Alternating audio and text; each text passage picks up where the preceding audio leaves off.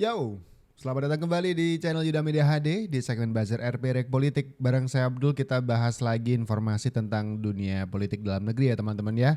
Dan saya barusan dapat informasi menarik nih, di mana menteri di kabinet Jokowi ini yang tinggal beberapa hari lagi jabatan Jokowi akan berakhir, tapi menterinya nih sudah mau nyobain rumah dinas yang baru. Bukan di tempat yang sama, tapi di IKN, di tempat ibu kota yang baru dari Indonesia. Ada Sandiaga Uno selaku Menteri Pariwisata dan Ekonomi Kreatif atau Menparekraf yang siap untuk pindah ke IKN nih teman-teman. Wah ini sih ya namanya rumah menteri ya, rumah dinas menteri. Jadinya mesti sesuai lah biar menterinya itu ngerasa nyaman, kerja juga maksimal gitu, harapannya begitu. Ini rumah dinas yang bakal ditempati oleh Sandiaga Salahuddin Uno.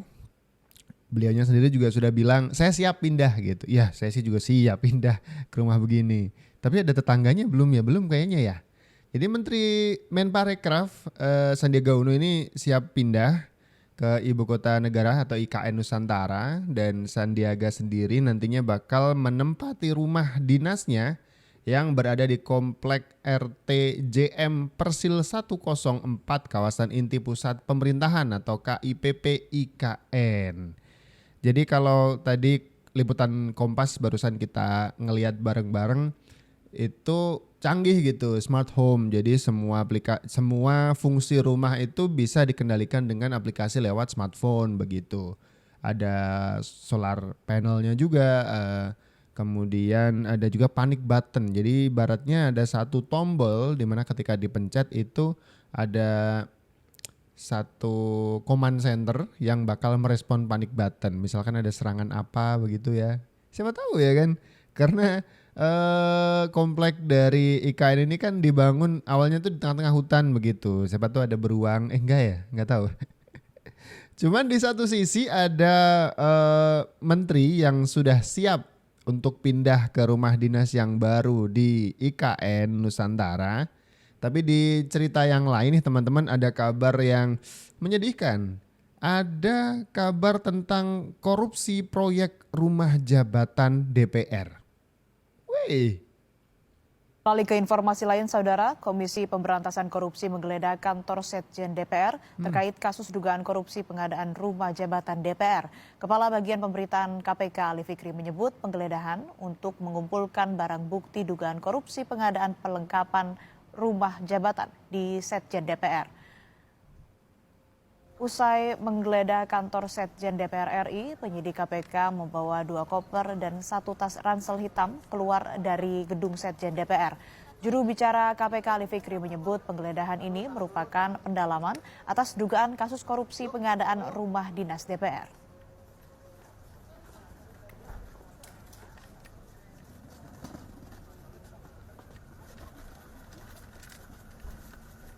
KPK dalam rangka terus mengumpulkan alat bukti dalam kegiatan penyidikan dugaan korupsi kelengkapan rumah jabatan anggota DPR RI, melakukan penggeledahan di Sekretariat Jenderal DPR RI di beberapa ruang kerja termasuk ruang staf.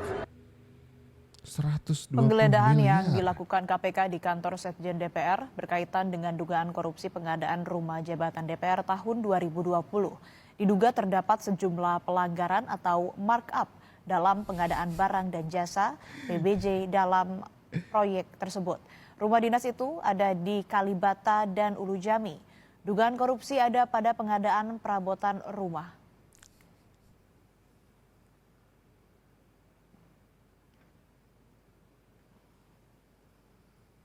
Pihak KPK menyebut nilai proyek pengadaan perlengkapan rumah dinas anggota DPR yang diduga dikorupsi mencapai 120 miliar rupiah. Kepala Bagian Pemberitaan KPK Ali Fikri mengatakan nilai kerugian keuangan negara mencapai puluhan miliar rupiah. Kurang lebih 120-an miliar ya, kurang lebih nilai proyeknya. Tapi kerugian keuangan negaranya ada puluhan miliar sementara ini sejauh ini. Ya. Dan beberapa perusahaan yang kemudian menjadi pelaksana ya, yang diduga kemudian ada melawan hukumnya. Betul, ini ada 2 untuk pengadaan peralatan rumah jabatan anggota DPR ini baik yang di Kalibata maupun Ulu Jami. Ya. Sebelumnya LPSE merilis data nilai lelang pengadaan perlengkapan rumah tangga jabatan DPR tahun 2020 di Kalibata dan Ulu Jami. Apa Nilai nih? lelang pengadaan perlengkapan rumah tangga Gambarnya ada jabatan meja. DPR tahun 2020, rumah jabatan anggota DPR RI Kalibata Blok A dan B senilai 39,7 miliar rupiah. Jumlah ini untuk peralatan seperti furnitur, perabot rumah tangga, alat olahraga, alat musik, alat kesenian hingga tabung gas kosong. Sementara untuk pengadaan perlengkapan rumah tangga jabatan DPR tahun 2020, rumah jabatan anggota DPR RI Kalibata Blok C dan D senilai 37,7 miliar rupiah. Untuk pengadaan perlengkapan rumah tangga jabatan DPR tahun 2020, rumah jabatan anggota DPR RI Kalibata Blok E dan F nilainya 33,9 miliar rupiah. Ini juga untuk kebutuhan yang sama dengan 4 blok lainnya. Yang terakhir,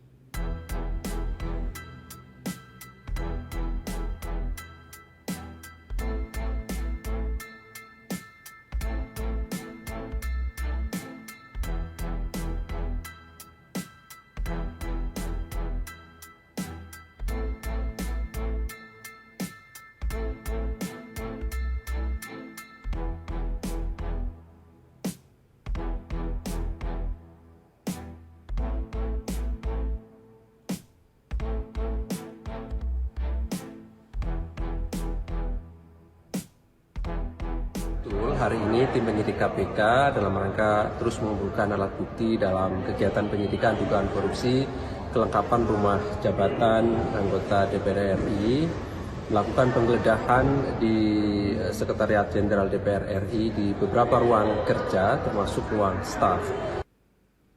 Tim menemukan beberapa dokumen yang berkaitan dengan pengerjaan proyek, kemudian juga bukti elektronik dan juga temuan transaksi keuangan ya, berupa transfer sejumlah uang.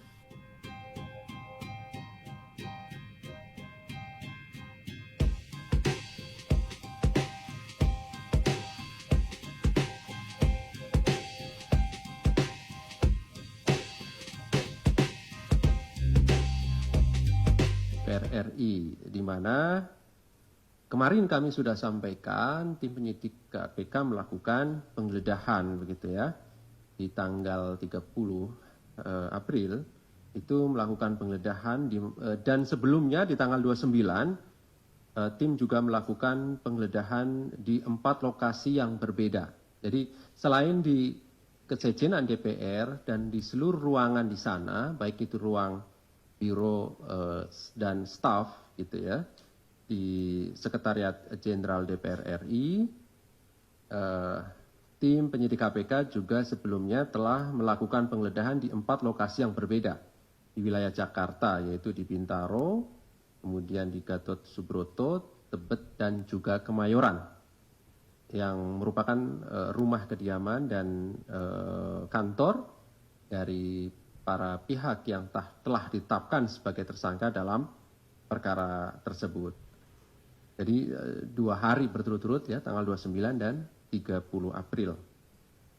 Nah, dari seluruh proses penggeledahan ini di beberapa lokasi, tim menemukan beberapa dokumen yang berkaitan dengan pengerjaan proyek, kemudian juga bukti elektronik dan juga temuan transaksi keuangan ya, berupa transfer sejumlah uang yang diduga kuat memiliki keterkaitan dengan peran para pihak yang ditetapkan sebagai tersangka dalam perkara dimaksud, yang tentu nanti dari hasil penggeledahan ini kami pastikan akan menjadi barang bukti dalam berkas perkara yang saat ini masih terus kami selesaikan.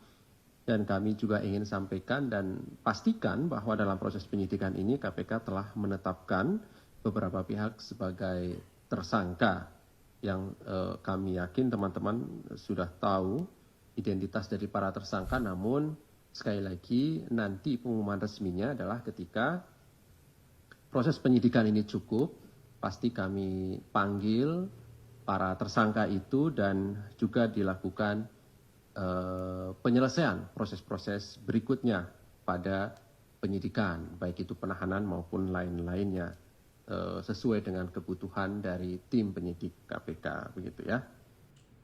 Itu dia, Komisi Pemberantasan Korupsi melakukan penggeledahan 2 hari berturut-turut di tanggal 29, 30, dan kemudian menjelaskan di tanggal 2 Mei bahwa benar KPK melalui jubirnya ya melakukan penggeledahan di kantor Sekretaris Jenderal DPR RI dan 4 lokasi lainnya terkait dengan korupsi proyek rumah jabatan DPR pada tahun 2020 dibangunnya begitu.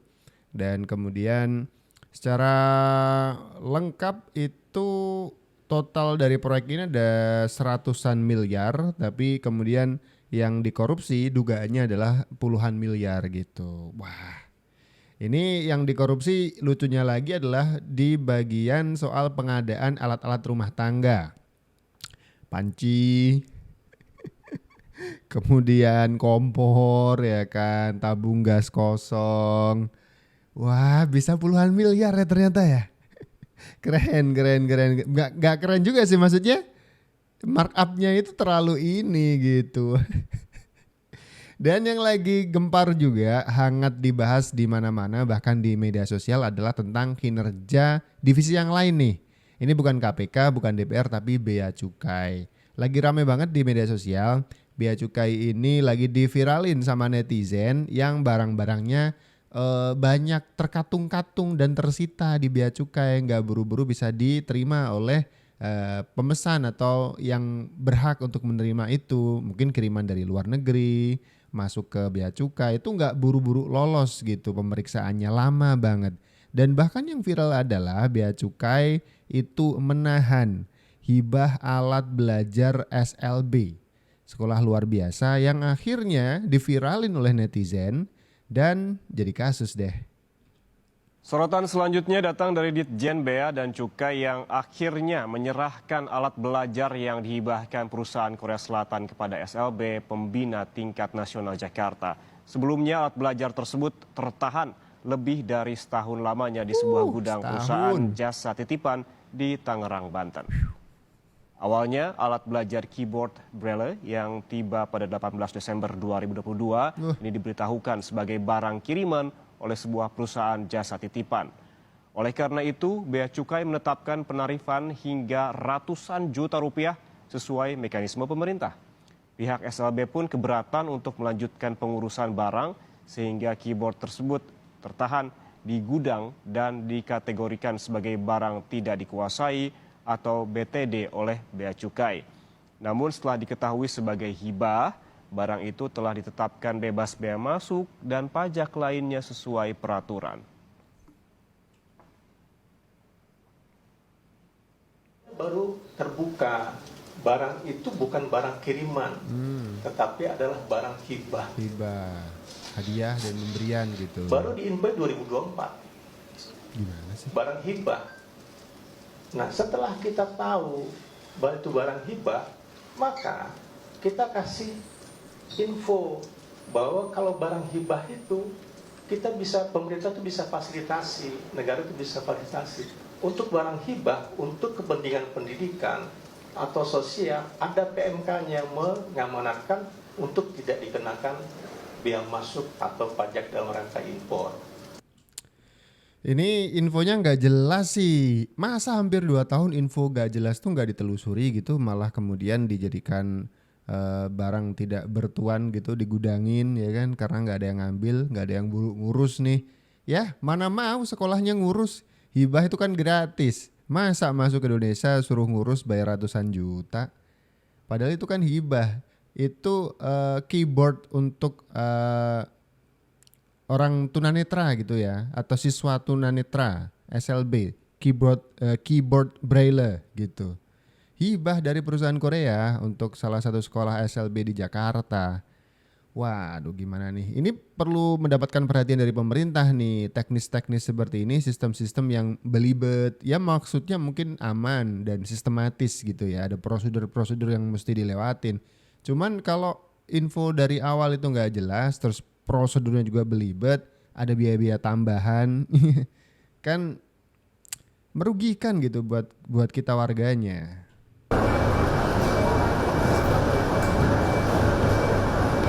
Hai.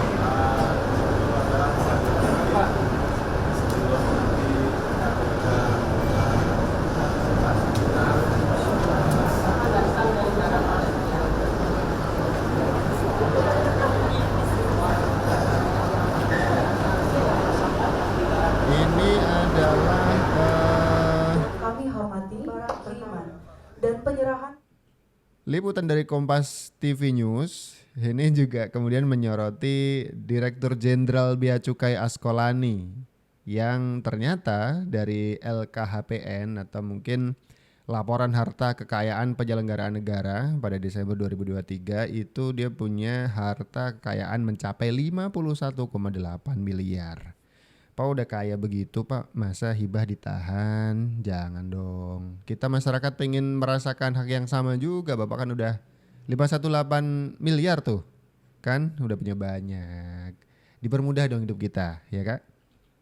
Oknum ASN di Bea Cukai katakan bahwa keluhan warga di media sosial yang barangnya tertahan hanya untuk cari engagement agar sosial medianya ramai. Dan hal itu menyindir salah satu konten kreator yang bernama Medi Renaldi. Namun netizen pun kesal, nah harusnya Bea Cukai mulai evaluasi lingkungan di internalnya, bukan menyalahkan masyarakat. Beberapa waktu lalu, beragam permasalahan terkait dengan Bea Cukai mencuat ke publik, termasuk salah satu konten kreator review mainan, yaitu Medi Renaldi, yang mainannya tertahan di Bea Cukai Soekarno-Hatta. Dan mainan tersebut merupakan hadiah dari temannya di luar negeri. Sayangnya, oknum ASN dari Bea Cukai menanggapi hal ini dan memvonis keluhan warga terkait dengan kinerja Bea Cukai adalah karena mencari engagement. Padahal sebelumnya ada beberapa kasus yang tersorot seperti pajak sepatu dari seorang warganet hingga alat peraga anak berkebutuhan khusus yang dimintai ratusan juta. Netizen menganggap hal ini adalah sebuah keburukan yang terlihat karena harusnya Bea Cukai dari lingkungan internalnya melakukan evaluasi terhadap kinerja mereka dan memperbaiki citra mereka di masyarakat dibanding menyalahkan masyarakat dan menuduh hal negatif pada masyarakat.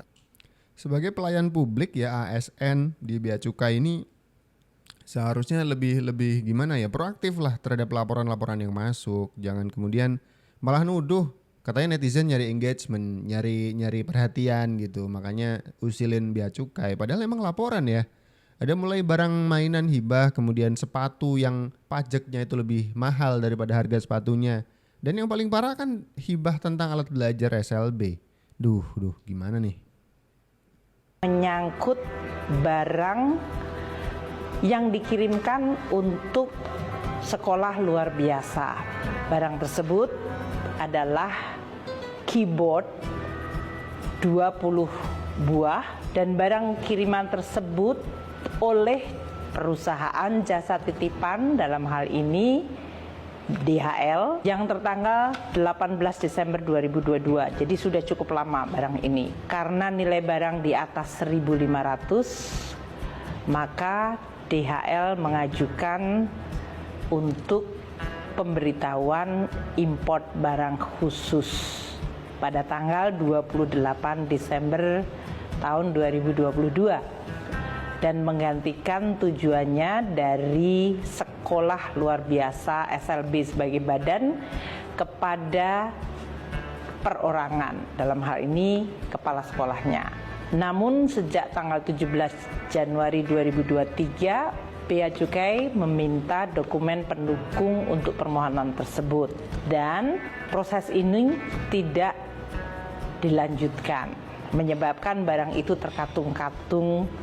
Dan dalam perlakuan Bea Cukai disebutkan sebagai barang yang tidak dikuasai. Belakangan muncul di media sosial Twitter atau X bahwa ternyata barang kiriman tersebut adalah hibah untuk sekolah luar biasa. Di sini kami ingin menyampaikan bahwa Bea Cukai memang menangani berbagai kebutuhan masyarakat dan berbagai jenis pengiriman barang. Dalam kasus hibah untuk SLB ini, Bea Cukai kemudian mengontak dan berkomunikasi langsung dengan pemilik akun X yang memviralkan, yaitu akun @ijalzaid.